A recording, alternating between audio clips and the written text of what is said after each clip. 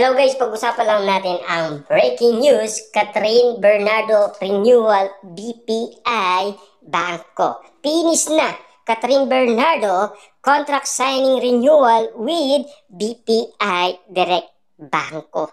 Na alam naman natin kasi guys, matagal niya na yan guys, endorsement ni Catherine Bernardo. Na ngayon guys, so spotted na naman si Catherine Bernardo na punong-puno ng blessing. Na alam naman natin kasi guys, may pa-flower pa umano si Catherine Bernardo sa BPI Bangko. Dahil spotted nga naman kasi guys, nag-renew na naman ng bagong kontrata si Catherine Bernardo sa kanyang endorsement. Kita nyo naman guys, no? Marami talaga guys nagtitiwala kay Catherine Bernardo hanggang ngayon. Kaya nga naman guys, pinag-uusapan ang lupit ni Catherine Bernardo. Na dahil nga naman kasi guys, parami ng parami ang nagtitiwala kay Catherine Bernardo. Pero take note guys, sa endorsement din ng bangko si Daniel Padilla ng BPI. Pero magkaiba man guys at magkaiwalay man ngayon sina Catherine Bernardo at Daniel Padilla nang dahil kasi guys sa pinabago ni Catherine Bernardo ang kanyang kontrata. Kung hindi niya nga naman kasi guys pinabago ni Catherine Bernardo ang kanyang kontrata, malamang sa malamang kasama niya pa si Daniel Padilla. Siyempre guys, alam naman natin yung nangyaring yon ay masakit pa umano ang loob ni Catherine Bernardo kay Daniel Padilla. Kaya nga naman guys, ganun ang pinagawa ni Catherine Bernardo. Siyempre, alam naman natin guys, yun ang kagustuhan ng karamihan. Na sana wag nang maging marupok si Catherine Bernardo. At lalo-lalo na guys, siya rin mismo ang nagsabi na ngayon 2024 ay hindi na ako magiging marupok. Ayon umano guys kay Catherine Bernardo. Pero dahil pinag-usapan nga naman kasi guys muli ang Katniel at lalong-lalo na guys sa pagiging independent ni Catherine Bernardo ay spotted siya nakatira sa BGC sa kanyang condominium. Kaya nga naman guys pinag-uusapan siya. Pero ayon pa guys sa karagdagang balita umano kay Catherine Bernardo, Katden box office king and queen, Catherine Bernardo, Alden Richard, Dane box office king, queen by cinema owners. Pero take note guys sa pinag-uusapan umano ng mga basher ni Catherine Bernardo, lagi daw siyang wala. Ang sinasabi nila, baka daw iniiwasan niya na talaga si Alden Richard. Buti pa daw si Alden Richard laging spotted kapag nakakakuha sila ng award.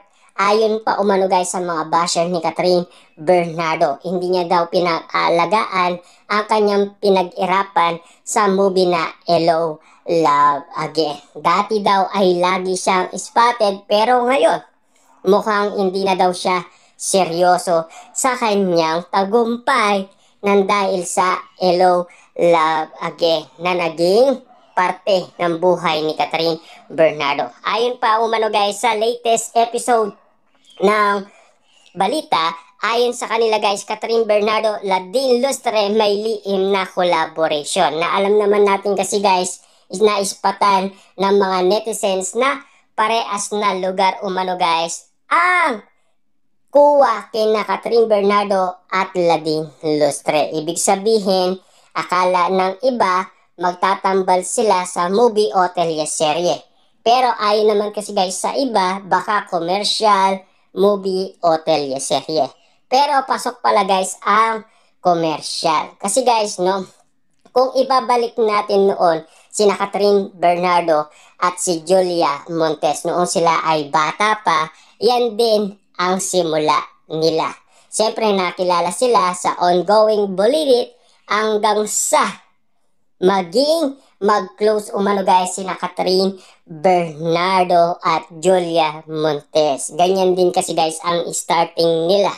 Siyempre alam naman natin guys, baka sakaling pwede rin sila, 'di ba?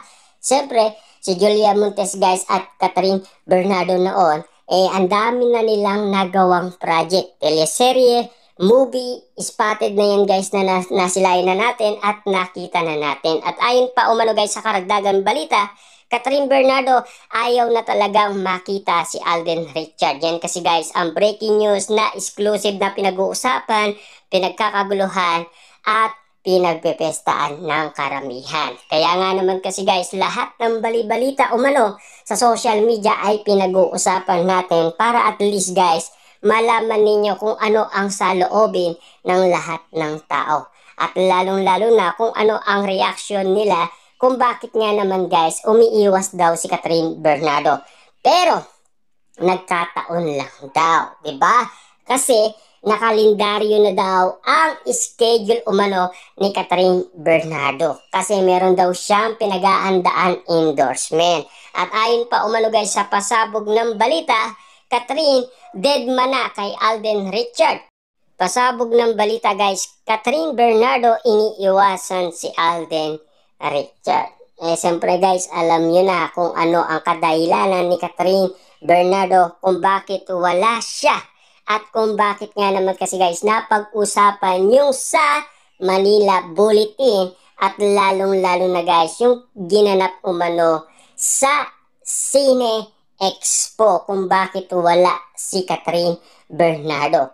Lagi daw siyang wala. Ano nga ba talaga ang pinagkakabalahan ni Catherine Bernardo? Sobrang busy nga ba ni Catherine Bernardo ayon sa ibang mga netizens? Sa ibang mga netizens naman guys, baka daw iniiwasan na ni Catherine Bernardo si Alden Richard. Pero take note guys meron pa silang project na pinag-aandaan ang dalawang management. Siyempre ang ABS-CBN at GMA Network. Siyempre mapapanood natin yun guys sa GMA Network. Siyempre guys, walang iba kundi ang Marimar. Kaya nga naman guys, pinag-uusapan natin ang balitang ito para atid natin guys tulong sa inyo para malaman ninyo kung ano na ang ganap kay Catherine Bernardo at lalong-lalo na kung katotohanan nga ba ang pinagkakabalaan ni Catherine Bernardo ay ang kanyang endorsement. Kaya sobrang busy ni Catherine Bernardo kasi sa dami niyang endorsement umano